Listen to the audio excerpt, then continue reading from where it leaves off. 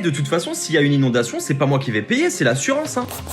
Il y a un propriétaire à Montpellier qui a subi une inondation en 2002. L'inondation, elle est montée jusqu'au plafond du premier niveau. Ça, c'était en 2002. Et 5 ans plus tard, en 2007, le propriétaire a enfin reçu son avis d'expropriation. Pour te la faire courte, il y a des artisans qui vont venir détruire la maison et il n'y a qu'une fois la maison détruite que le propriétaire pourra être indemnisé. Le seul petit souci, c'est que l'État a validé la démolition de la maison seulement là. C'est une maison qui appartient à la famille du propriétaire depuis 1856. Et ça fait donc 22 ans que le propriétaire attend d'être indemnisé pour cette inondation. Pendant toutes ces années, évidemment, le propriétaire continue de payer la taxe foncière et l'État lui a dit là récemment, tiens, on doit te donner 8 000 €, ça devrait suffire, ce qui évidemment n'est pas le cas. On n'a pas beaucoup d'informations précises sur la maison, mais apparemment il y avait aussi d'autres étages supérieurs où il y a une locataire qui vivait jusqu'en 2015, date à laquelle elle est décédée, et une autre qui est partie en EHPAD en 2022, ce qui fait que depuis 2022, le propriétaire ne touche aucun revenu locatif sur cette propriété. De plus,